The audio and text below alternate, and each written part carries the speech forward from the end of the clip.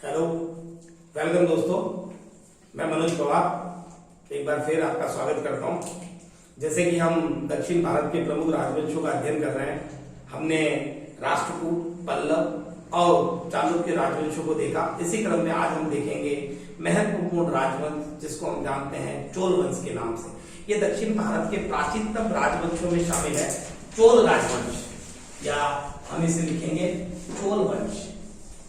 चोल वंश ये दक्षिण भारत का कह सकते हैं प्राचीनतम राजवंश रहा। दक्षिण भारत का प्राचीनतम, क्योंकि इसका संबंध संगम युग से भी है, और संगम युग हमारे सिलेबस में नहीं है, लेकिन मैं बता दूं संगम युग में कौन कौन से वंश शामिल थे। तो उसमें रहेगा पांड्य, चोल और चेर। इस प्रकार से इसका संबंध संगम युग से रहा, यानी ये इसके प्रारंभिक इतिहास को हम चोल वंश के प्रारंभिक इतिहास को संगम युग में देख सकते हैं। लेकिन संगम युग और ये हमारे सिलेबस में नहीं है। लेकिन इस क्रम में अगर हम देखें तो दक्षिण भारत का सबसे प्राचीनतम राजवंश कौन सा है, तो चोल राजवंश। ठीक है, आगे बात करेंगे इसके संस्थापक की। इसके संस्थापक कौन रहे? चोल वंश के संस्थापक। तो यहां संस्थापक के नाम में जो नाम निकल करके आता है विजयालय। विजयालय नामक चोल शासक द्वारा यहाँ चोल साम्राज्य की स्थापना की जाती है। 850 से 887 इनका शासनकाल रहा। 850 से 887 ईस्वी इनका शासनकाल रहा, और इनके द्वारा एक उपाधि धारण की गई जिसको कहते हैं नरकेसरी। नरकेसरी की उपाधि धारण करते हैं। कौन धारण करते हैं? विजयालय, जो चोल साम्राज्य के संस्थापक हैं। और राजधानी की बात करें आगे के क्रम में मैं बताऊंगा कि राजधानी किस प्रकार से परिवर्तित होती रही है। लेकिन राजधानी अगर पूछते हैं, ऑथेंटिक जवाब अगर निकल करके आता है तो वो होता है तंजावुर, या तंजौर भी कह सकते हैं, तंजौर या तंजावुर। देखिएगा, इसी क्रम में मैं बताना चाहूंगा कि ये एक स्वतंत्र शासक नहीं थे, ये सामंत थे पल्लवों के। विजयालय सामंत थे। किसके सामंत थे? तो ये पल्लवों के सामंत थे। जैसे कि मैंने बताया था आपको चालुक्यों के बारे में, वातापी के चालुक्य जयसिंह द्वारा स्थापना की जाती है संस्थापक, लेकिन वो भी कदंब राजाओं के सामंत थे। आगे चल करके देखते हैं वास्तविक संस्थापक पुलकेशिन प्रथम को माना जाता है। तो यहां बात करूंगा मैं इनके बाद के शासक की, आदित्य प्रथम। आदित्य प्रथम, और आदित्य प्रथम वे शासक हैं जिन्होंने अंतिम पल्लव शासक अपराजित को परास्त किया था। तो इन्होंने पल्लव शासक, क्योंकि हम पल्लव पढ़ चुके हैं, अंतिम शासक के रूप में नाम निकल करके आया था अपराजित। तो पल्लव शासक, अंतिम शासक अपराजित को, नाम इनका अपराजित है लेकिन ये पराजित हो जाते हैं किससे? आदित्य प्रथम से अपराजित को हराया, और चोल साम्राज्य को या चोल वंश को एक स्वतंत्र राज्य की स्थापना इनके द्वारा की जाती है। स्वतंत्र राज्य की स्थापना चोल वंश में किसके द्वारा की गई? तो आदित्य प्रथम, जिन्होंने अंतिम पल्लव शासक अपराजित को हराया। और इस क्रम में वे एक उपाधि धारण करते हैं, और उस उपाधि को कहते हैं कोदंड राम की उपाधि किसके द्वारा धारण की जाती है? तो ये आदित्य प्रथम द्वारा ग्रहण की जाती है। किस क्रम में की जाती है? तो अंतिम पल्लव शासक अपराजित को हराने के बाद में। यहां देखिएगा, पल्लव शासक अपराजित को किसने हराया है? तो वो हराने वाले हैं आदित्य प्रथम, जो कहीं ना कहीं चोल वंश को एक स्वतंत्र राज्य के रूप में स्थापित करते हैं। क्योंकि इनके पहले जो हमने देखे हैं शासक संस्थापक के रूप में विजयालय, वो सामंत रहे हैं पल्लवों के। चलिएगा आगे इसी क्रम में देखते हैं हम परांतक प्रथम। अगले शासक के क्रम में देखेंगे हम परांतक प्रथम। प्रश्न कहां से निकल करके आएंगे उसी की बात करूंगा, लेकिन इंट्रोडक्शन सभी का दूंगा मैं आपको। परांतक प्रथम ये चोल शासक हैं, और इनके द्वारा बची कुची पल्लव शक्ति को भी पूर्णतः नष्ट कर दिया जाता है। यानी कि आदित्य प्रथम ने जो पहल की थी अपराजित को हराने के बाद उसको पूरी तरह से पल्लव शासन को या पल्लव वंश को पूरी तरह से नष्ट करने का कार्य जो करते हैं वे परांतक प्रथम करते हैं। तो हम कह सकते हैं पल्लवों की शक्ति पूर्णतः नष्ट कर दी जाती है, किसके द्वारा? परांतक प्रथम के द्वारा। और देखिएगा यहां एक युद्ध की बात करूंगा। एक युद्ध हुआ है राष्ट्रकूट शासक कृष्ण तृतीय। कृष्ण तृतीय, बिल्कुल हमने राष्ट्रकूट पढ़ा है। कृष्ण तृतीय प्रतापी और प्रभावशाली शासक रहे हैं। कौन से वंश के? राष्ट्रकूट वंश के। तो राष्ट्रकूट शासक कृष्ण तृतीय के साथ में एक युद्ध होता है परांतक प्रथम का। मैंने पढ़ाया है आपको तक्कोलम का युद्ध। जब हमने राष्ट्रकूटों को पढ़ा था तब हमने वहां पढ़ा था कि चोल शासक परांतक को हरा दिया जाता है, किसके द्वारा? कृष्ण तृतीय द्वारा। तो कृष्ण तृतीय ने हराया, राष्ट्रकूट शासक है ये कृष्ण तृतीय, इसने हराया किसे? परांतक को। कौन से युद्ध में? तक्कोलम के युद्ध में। ठीक है, इसके बाद में मैं बात करूंगा कि परांतक का एक और उपलब्धि रही है। परांतक ने पांड्य राजधानी, पांड्यों की एक राजधानी है, पांड्यों की राजधानी का नाम क्या है? मदुरा या मदुरई कह सकते हैं। मदुरा पर भी अपना अधिकार किया था। यानी कि परांतक प्रथम द्वारा किए गए कार्य में देखिए पल्लवों की शक्ति को पूर्णतः नष्ट करते हैं, पांड्यों की राजधानी मदुरा पर अपना अधिकार करते हैं, लेकिन कृष्ण तृतीय राष्ट्रकूट शासक के हाथों तक्कोलम के युद्ध में ये हार जाते हैं। अब बात करेंगे अगले शासक जो इतिहास में काफी प्रसिद्ध रहे, चोल वंश में एक प्रतापी शासक के रूप में उभर करके आते हैं, जिनका इतिहास चोलों के लिए गौरवपूर्ण इतिहास रहा। राज प्रथम, राज प्रथम। और राज प्रथम को ही चोल वंश का निर्माण करता, यानी स्थापत्य कला से जुड़े हुए महत्वपूर्ण जो निर्माण है इनके द्वारा करवाए जाते हैं। इनके इतिहास को, इनके काल को चोल वंश का गौरवपूर्ण काल कहते हैं। गौरवपूर्ण काल किस चोल शासक के शासन काल को कहते हैं? तो राज प्रथम के काल को। देखिएगा इन्होंने कौन कौन से कार्य किए? चेरों की नौसेना को, चेरों की, चेर मैंने बताया था ना संगम युग में पांड्य, चेर और चोल, तो चेरों की नौसेना को कंडलूर में हराया, कंडलूर में हराया। इसके अलावा इनके द्वारा संपूर्ण मद्रास का क्षेत्र, देखिएगा वही फैक्ट लेकर के आया हूं, आरबीएससी बुक पैटर्न से चलूंगा मैं। संपूर्ण मद्रास के साथ में यहां रहेगा मैसूर, और मैसूर के साथ में कुर्ग। ये भारत में अवस्थित कुछ क्षेत्र थे जिनको इनके द्वारा जीता गया। और इसी क्रम में दक्षिण भारत के एक छत्र सम्राट बनने का गौरव इन्हें प्राप्त हुआ। एक छत्र सम्राट, इन क्षेत्रों को जीत करके दक्षिण भारत के एक छत्र सम्राट बनने का गौरव प्राप्त हुआ है चोल शासक राज प्रथम को। और इसी के साथ में इनके द्वारा भारत से बाहर भी कुछ प्रयास किए जाते हैं। सिंहल द्वीप, जी बिल्कुल सिंहल द्वीप, जिसको हम श्रीलंका के नाम से जानते हैं, तो सिंहल द्वीप पर भी इनका आक्रमण होता है। और सिंहल द्वीप का जो शासक है महेंद्र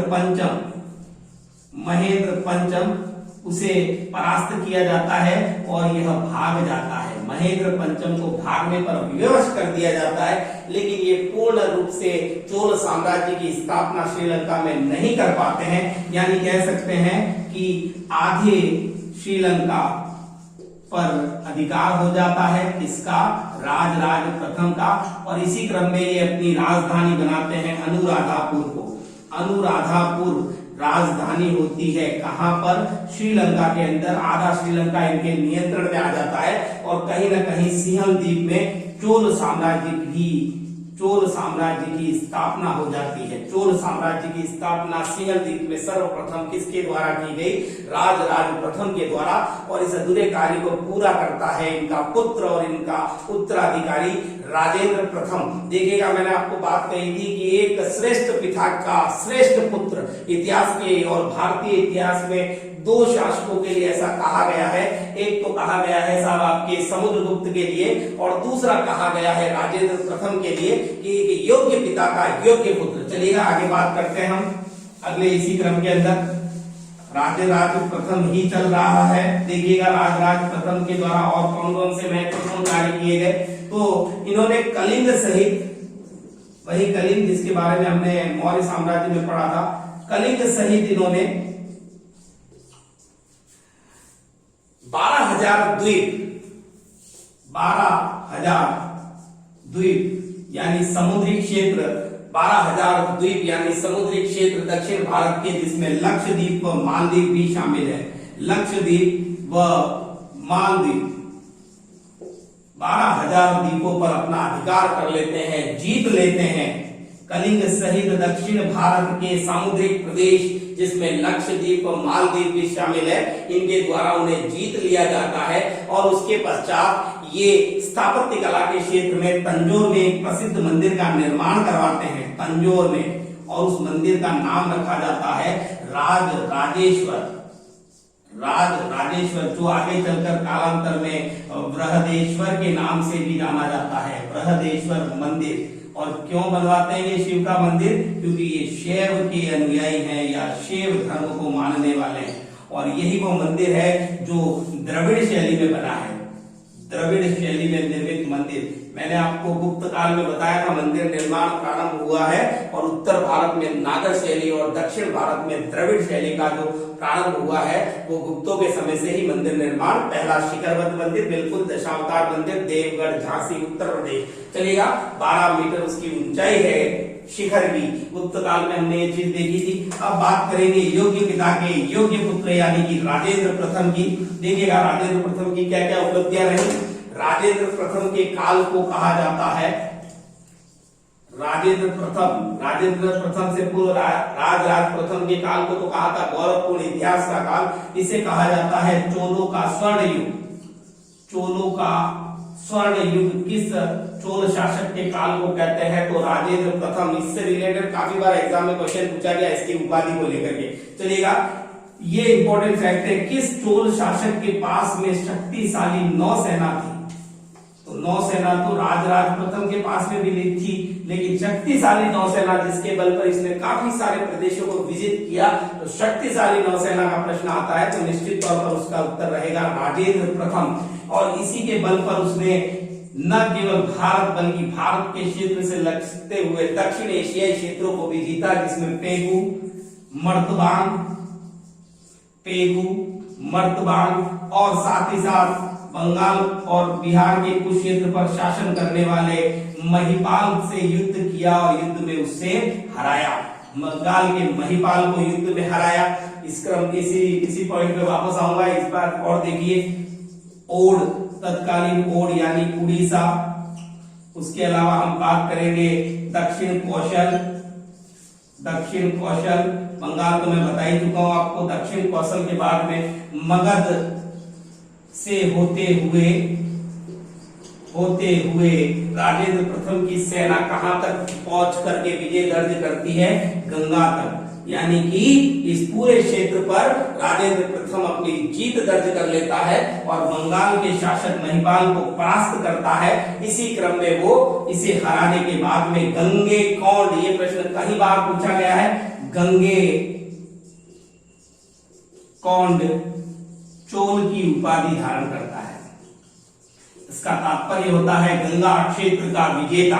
गंगे कौंड का मतलब होता है गंगा क्षेत्र का विजेता। कौन है? तो बिल्कुल निश्चित तौर पर राजेंद्र प्रथम, जिसने उत्तर भारत के कई प्रदेशों को विजिट किया और अपनी विजय के उपलक्ष्य में उसने इस उपाधि को धारण किया। और उपाधि धारण करने के बाद में भी वो यही नहीं रुका, उसने एक नई राजधानी की स्थापना की जिसको कहा गया गंगे कौंड चोलपुरम। गंगे कौंड चोलपुरम। देखिए मिलते जुलते शब्द है, गंगे कौंड चोल इसकी उपाधि है। उसके द्वारा नई जो राजधानी बनाई जाती है गंगे कौंड चोलपुरम। और यही इस राजधानी के निकट एक तालाब का निर्माण इसके द्वारा करवाया जाता है जिसको कहते हैं चोल गंगम तालाब। चोल गंगम तालाब। देखिए चोल और गंगा शब्द सभी चीजों में आ रहा है, चाहे वो राजधानी हो, उपाधि हो या तालाब हो। अब इस तालाब की विशेषता देखिएगा, इन सारे उत्तर भारत के वे क्षेत्र जो गंगा के आसपास के क्षेत्र थे उनको जीतकर और मुख्य रूप से महिपाल को जीतने के पश्चात वो एक तालाब का निर्माण अपनी राजधानी के निकट करवाता है, जिसका नाम रखता है वो चोल गंगम तालाब, और गंगा नदी के जल को वहां तक पहुंचाता है। गंगा नदी के जल से उस तालाब को भरा जाता है, यानी उस तालाब के अंदर जो जल है वो गंगा नदी का जल है, और उसी तालाब में जो जल धारा निर्मित होती है उसको कहा जाता है, क्या कहा जाता है, उसे कहा जाता है गंगा का जो पानी धारा के रूप में उस तालाब में हमें दिखाई देता है, उसे राजेंद्र चोल का जलीय स्तंभ कहते हैं। राजेंद्र चोल का जलीय स्तंभ, यानी कि देखिएगा यहाँ कितनी बातें क्लियर हो रही है। पहली चीज तो कौन कौन से क्षेत्रों को जीता, बिल्कुल गंगा के आसपास के क्षेत्रों को जीता, मुख्य रूप से महिपाल, बंगाल, गंगेकोंड की उपाधि धारण करता है, गंगेकोंड चोलपुरम की राजधानी को स्थापित करता है, उसके बाद में चोल गंगम तालाब का निर्माण और गंगा नदी का जल उसमें डलवाता है, और तालाब में बनने वाली जो जल धारा है उसको कहा जाता है राजेंद्र चोल का जलीय स्तंभ। चलिएगा आगे बात करते हैं अगले क्रम में। श्रीलंका को मैंने बताया था कि राजराज प्रथम के द्वारा श्रीलंका को आधा ही जीता गया, तो संपूर्ण श्रीलंका को विजय करने वाला चोल शासक कौन था, तो वो है आपका राजेंद्र प्रथम, जिसके द्वारा पूर्ण श्रीलंका को जीतकर चोल साम्राज्य की स्थापना कर दी जाती है। इसके अलावा गंगेकोंड चोलपुरम जो राजधानी है उसके निकट एक मंदिर का निर्माण करवाते हैं। एक मंदिर शिव को समर्पित मंदिर है, और उस मंदिर में नटराज की मूर्ति की स्थापना। देखिएगा विश्व प्रसिद्ध नटराज की मूर्ति जो निर्मित है इन्हीं के शासनकाल में निर्मित करवाई जाती हैं, और उन्हें कहा जाता है विश्व प्रसिद्ध मूर्ति नटराज, यानी शिव का ही स्वरूप है, यानी शिव का तांडव करते हुए जो स्वरूप है उसी को नटराज कहा जाता है। और भारत के अंदर एक परंपरा है कि जो भी शास्त्रीय नृत्य से जुड़े हुए लोग होते हैं वो भगवान नटराज की ही आराधना करते हैं। तो नटराज मूर्ति का जो निर्माण कार्य शुरू होता है, जो परंपरा शुरू होती है, वो चोल शासकों के काल में और राजेंद्र प्रथम द्वारा निर्मित राजधानी के निकट एक मंदिर में नटराज की मूर्ति की स्थापना करवाई जाती है। चलिएगा आगे बढ़ेंगे इसी क्रम में। अगले शासक को देखते हैं जो राजेंद्र प्रथम का उत्तराधिकारी है, और वो शासक किस नाम से इतिहास में जाना जाता है, राजाधिराज प्रथम। ज्यादा फैक्ट नहीं है उसके लिए, देखिएगा राजाधिराज प्रथम, राजाधिराज प्रथम। इसके बारे में जो दो तीन महत्वपूर्ण बातें हैं वो देख लीजिएगा।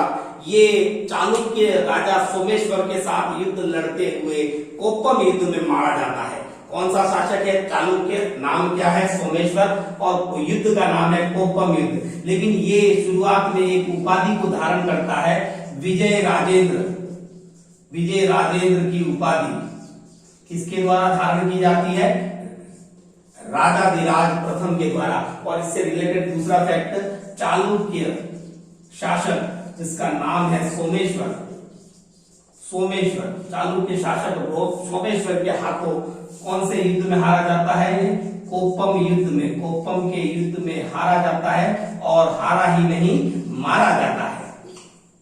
ठीक है ना साहब, हारा जाता है और मारा जाता है। अब अगले शासक की बात करूंगा, एक ही फैक्ट निकलेगा उससे, जिसको कहेंगे हम वीर राजेंद्र। ये वीर राजेंद्र क्यों कहलाए? क्योंकि इन्होंने चालुक्य से हुई अपनी हार का बदला लिया और कुंडल संगमम युद्ध में चालुक्यों को हराया। तो वीर राजेंद्र द्वारा कुंडल संगमम युद्ध में चालुक्यों को हराया, अपनी हार का बदला लिया, चालुक्यों को हराया। किसके द्वारा हराया जाता है? वीर राजेंद्र के द्वारा, जिसको राजेंद्र द्वितीय भी कहते हैं। अब इसी क्रम के अंदर देखिएगा, एक उत्तराधिकारियों का चोल साम्राज्य एक शक्तिशाली साम्राज्य रहा, प्राचीनतम राजवंश रहा दक्षिण भारत का। एक छत्र सम्राट बनने का गौरव जिस राजराज प्रथम को प्राप्त हुआ, उसी राजवंश में आगे के क्रम में जाकर के उत्तराधिकार के लिए एक संघर्ष शुरू हो जाता है, और अंतिम नाम जो निकल करके आता है राजेंद्र तृतीय अंतिम शासक माना जाता है चोल वंश का। एक शासक और आगे हम बात करेंगे, लेकिन उसको अलग से इसलिए देख रहे हैं क्योंकि वो चोल वंश का शासक नहीं है। तो फिर कौन से वंश का है देखते हैं। चलिएगा अगला जो शासक यहाँ निकल करके आएगा, जो काफी लंबे समय तक शासन करता है, लगभग 40 वर्ष का शासनकाल रहा और एक नए राजवंश या एक नए वंश की नींव रखता है, या कह सकते हैं कि उसके द्वारा एक नए कार्य किए जाते हैं। राजेंद्र कुलुतोंग। राजेंद्र, कहीं कहीं पर इसका नाम कुलुतोंग द्वितीय भी मिलता है, कुलुतोंग, सॉरी कुलुतोंग, राजेंद्र कुलुतोंग या कुलुतोंग द्वितीय। ये व्यक्ति है कौन, देखिएगा, इसकी मां जो है वो चोल राजकुमारी है, मां चोल राजकुमारी है, यानी ये चोल शासकों का क्या हुआ रिश्ते में, हाँ भांजा हुआ ना। और पिता कौन है, पिता चालुक्य शासक है। तो देखिए चोल और चालुक्य, जहां हम एक तरफ देख रहे हैं बीच में संघर्ष चल रहा है, और इसी क्रम में अब देख रहे हैं हम कि इन दोनों की संतान है वो नए रूप से यहाँ शासन कर रही है राजेंद्र कुलुतोंग के रूप में। तो इसकी माँ चोल और पिता चालुक्य है, तो इसके द्वारा एक नए राजवंश की स्थापना होती है, नया राजवंश अस्तित्व में आता है। और इसी क्रम में इसका जो शासनकाल रहा 40 वर्षों का शासनकाल रहा। लेकिन अंतिम शासक के रूप में हम राजेंद्र तृतीय को ही पढ़ते हैं, क्योंकि ये तो चोल है ही नहीं। चलिएगा, इसके द्वारा क्या करवाया जाता है कि एक चोल शासक है जिसका नाम मैं बताऊं आपको, कि चोल शासक जिसका नाम, जिसके द्वारा एक मंदिर का निर्माण करवाया जाता है, जिस मंदिर को कहते हैं चिदम्बरम मंदिर, विक्रम चोल या विजय चोल के नाम से उल्लेखित है, प्रारंभिक शासकों में आता है वो। तो विक्रम चोल द्वारा एक मंदिर का निर्माण करवाया जाता है, जिस मंदिर को हम कहते हैं चिदम्बरम मंदिर। और इस चिदम्बरम का मंदिर का निर्माण कैसे होता है कि जनता अकाल से जूझ रही है, अभाव से जूझ रही है, लेकिन उसके द्वारा, उस विक्रम चोल के द्वारा जबरदस्ती लोगों से कर वसूल करके इस मंदिर का निर्माण कार्य पूरा करवाया जाता है, विक्रम चोल चिदम्बरम मंदिर। और मंदिर का निर्माण पूरा करवाया जाता है, इसमें एक मूर्ति की स्थापना होती है, गोविंद राज मूर्ति, गोविंद राज की मूर्ति। लेकिन कालांतर में आगे चल करके जब ये कुलुतोंग गद्दी पर बैठता है तो गोविंद राज की इस मूर्ति को समुद्र में फेंकवा देता है। और यही मूर्ति आगे चल करके हमारे सनातन धर्म के प्रसिद्ध धर्म गुरु कहे जाते हैं, एक तरह से संस्थापक माने जाते हैं, रामानुजाचार्य। रामानुजाचार्य द्वारा पुनः इस मूर्ति को कहां स्थापित करवाया जाता है, तिरुपति मंदिर के अंदर। तो रामानुजाचार्य द्वारा तिरुपति मंदिर में इस मूर्ति को, गोविंद राज मूर्ति यानी विष्णु का स्वरूप है ये, और जिस मूर्ति को कुलुतोंग ने समुद्र में फेंकवा दिया था, पूर्ण रूप से उसको वापस पुनर्स्थापित करवाया जाता है उस तिरुपति मंदिर के अंदर, किसके द्वारा, रामानुजाचार्य के द्वारा। अब पास्ट में चल करके देखते हैं कि जो ये चोल शासक रहे, इनका बहुत बड़ा योगदान रहा है सिंचाई और नहरी क्षेत्र के अंदर। सिंचाई की बहुत बड़ी बड़ी योजनाएं, निर्माण कार्य इनके द्वारा करवाया गया, और नहरों का निर्माण करवाने की परंपरा कहीं न कहीं इनके समय से ही शुरू मानी जाती है। तो इसी क्रम में एक शासक रहा है करिकाल, इसका समय लगभग माना जाता है 100 ईस्वी। इसके द्वारा क्या करवाया गया था, इसके द्वारा एक नगर की नींव रखी गई थी, पुहार या पुगार भी कहते हैं, पुगार नगर की नींव रखी जाती है। और सिंहल पर यह आक्रमण करता है, सिंहल यानी तत्कालीन सिंहल और अभी का श्रीलंका आक्रमण करता है, और उन युद्ध में जीते हुए बंदियों से, यानी युद्ध बंदियों से क्या करवाता है, ये कावेरी नदी और उसके तट पर, कावेरी नदी के तट पर इन युद्ध बंदियों के द्वारा, कावेरी नदी के तट पर युद्ध बंदियों के द्वारा एक 100 मील लंबा बांध बनवाता है, कौन बनवाता है, करिकाल। 100 ईस्वी के संबंध लगभग इसका समय माना गया है। और ये राजधानी को, दो नाम निकल के आएंगे, एक तो निकल के आता है उरपुर या उरुपुर, और उसी को कहते हैं यहाँ उरगपुर, उरुपुर हो या उरगपुर हो, ये राजधानी रही है, प्रारंभिक राजधानी है। मैं विक्रम बताऊंगा आपको। उरुपुर या उरगपुर से ये अपनी राजधानी स्थानांतरित कर देता है कावेरी पत्तनम। और कावेरी पत्तनम क्या है, चोल शासकों का प्रमुख बंदरगाह, यानी चोल शासन काल में प्रमुख बंदरगाह क्या था, तो कावेरीपत्तनम। चलेगा, कावेरीपत्तनम की बात करती मैंने, राजधानी परिवर्तित होती है कलिकाल के समय में उरुपुर से कावेरीपत्तनम। अब देखिएगा इनसे संबंधित कुछ ऐसे फैक्ट जिनसे प्रश्न निकल करके आता है। मैक्सिमम तो प्रश्न वही रहता है, गंगे कौंड की उपाधि से रिलेटेड रहेगा, राज प्रथम से रिलेटेड राजराजेश्वर या बृहदेश्वर मंदिर द्रविड़ शैली का संबंध रहता है। उसके अलावा गंगे कौंड चोलपुरम और वहां निर्मित नटराज भगवान का मंदिर हो सकता है, या चोल गंगम तालाब ये हो सकता है, महिपाल बंगाल का शासक हो सकता है। लेकिन देखिए कई बार प्रश्न इनके प्रशासन से रिलेटेड या इनसे महत्वपूर्ण जो फैक्ट निकल करके आते हैं वहीं से भी हो सकता है। तो देखिएगा इनके फैक्ट में सबसे पहली चीज कि इन्हें स्थानीय स्वशासन का जनक माना गया है। चोल शासकों को स्थानीय स्वशासन का जनक माना गया है। इनके समय में जो सबसे छोटी स्थानीय इकाई है वो वर्तमान ग्राम पंचायत की भांति कार्य करती थी, तो इन्हीं के द्वारा स्थानीय स्वशासन अस्तित्व में आता है, ऐसा कह सकते हैं। देखिए चोल साम्राज्य 6 प्रांतों में बटा हुआ था, 6 प्रांतों में, और प्रांतों को ये लोग क्या कहते थे, प्रांतों के लिए जो शब्द प्रयुक्त हुआ है वो है मंडलम। और मंडलम आगे चल करके किसमें बटा है, उप विभागों में, कोट्टम में। कोट्टम के बाद में उसके उप विभाग के रूप में नाड़ू के बाद में कुर्रम, और कुर्रम के बाद में ग्राम। इस प्रकार से ये विभक्त था चोल साम्राज्य 6 प्रांतों में, और प्रांत आगे चलकर कोट्टम में, कोट्टम के बाद नाड़ू, कुर्रम और ग्राम। नाड़ू की जो सभा होती थी, देखिएगा नाड़ू में जो सभा होती थी, लोगों की सभा होती थी, उस सभा को कहते थे नाट्टर।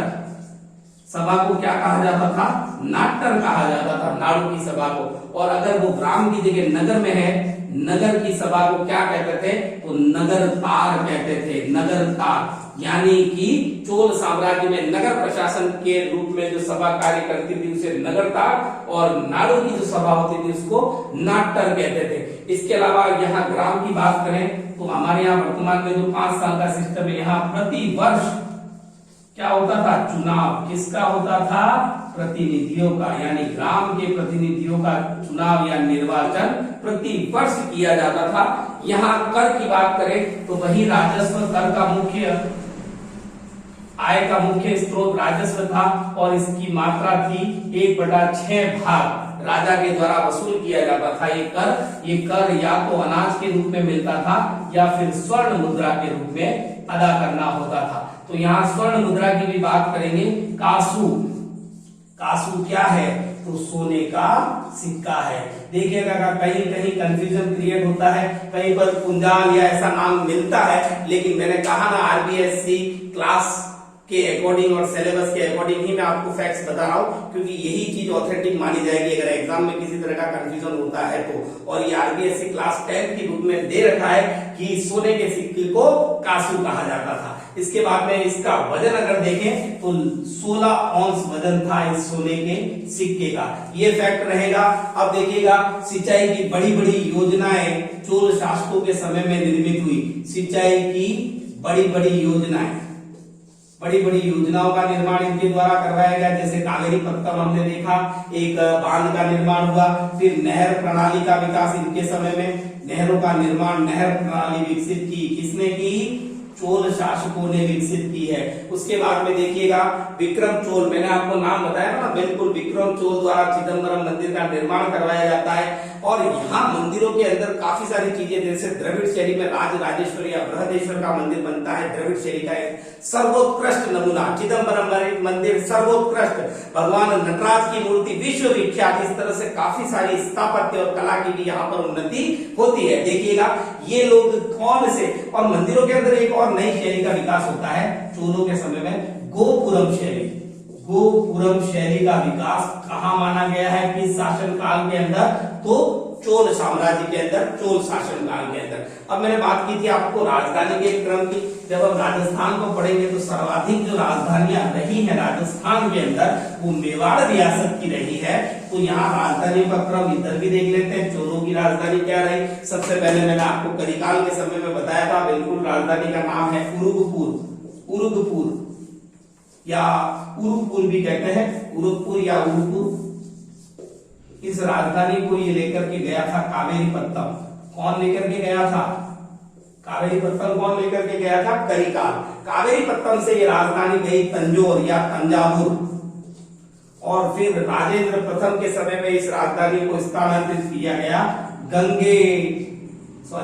गंगेकोंडचोलपुरम, और अंतिम क्रम में देखो तो ये राजधानी हो जाती है कांची। तो इस प्रकार से कांची या कांचीपुरम बिल्कुल पल्लवों की राजधानी रही है। तो उरुकपुर से कावेरीपत्तनम, तंजौर, गंगेकोंडचोलपुरम और कांची, ये कुछ राजधानियों का क्रम रहा। जो चोल शासक थे वे शैव धर्म के अनुयायी थे, इसीलिए उन्होंने शिव के प्रसिद्ध मंदिर बनाए, भगवान नटराज की विश्व प्रसिद्ध मूर्ति बनाई गई। स्त्रियों की स्थिति बड़ी अच्छी थी और स्त्रियों का स्वामित्व था किस पर? संपत्ति पर। स्त्रियों का स्वामित्व संपत्ति पर रहता था। चलिएगा, संपत्ति पर किसका स्वामित्व था? स्त्रियों का स्वामित्व था। और एक प्रथा का उल्लेख में भी यहाँ से रिलेटेड कोई क्वेश्चन आ जाए, दास व देवदासी प्रथा। दास प्रथा भी थी और देवदासी प्रथा का भी प्रचलन यहाँ देखने को मिलता है। तो यहाँ चालुक्य शासकों से रिलेटेड सारे फैक्ट्स में लेकर के आपके सामने आया हूँ। चोल शासक दक्षिण भारत का सबसे प्रारंभिक शासन हमारे सिलेबस के अकॉर्डिंग 600 से 1000 ईस्वी में सबसे प्रारंभिक और प्राचीन दक्षिण भारत का राजवंश कौन सा है? तो चोल। सर्वाधिक राजधानियों का क्रम यहीं पर देखने को मिलता है। स्थापत्य कला से जुड़े हुए द्रविड़ शैली के राजराजेश्वर या बृहदेश्वर मंदिर का निर्माण राजराज प्रथम के द्वारा। तो राजेंद्र प्रथम प्रतापी शासक जिसने पूरे श्रीलंका को जीता। नौसेना सबसे अधिक प्रभावी थी। ये बंगाल के शासक महिपाल को हराता है, गंगेकोंड की उपाधि धारण करता है, एक तालाब का निर्माण जिसमें गंगा के जल को पहुंचाया जाता है। तो वही करिकाल की बात करी मैंने आपको। उसके बाद में हमने विक्रम चोल की बात करी, उसके बाद में हमने कोलुतुम द्वितीय की बात करी। तो इस प्रकार से पूरी कोशिश है कि पूरे चोल साम्राज्य को हमने देखा, प्रमुख शासकों को हमने देखा। इसी क्रम में मैं आप लोगों से इजाजत चाहूंगा। नेक्स्ट वीडियो में नेक्स्ट टॉपिक लेकर के आपके सामने बहुत जल्दी हाजिर होऊंगा। बृहत्तर भारत। धन्यवाद, थैंक यू।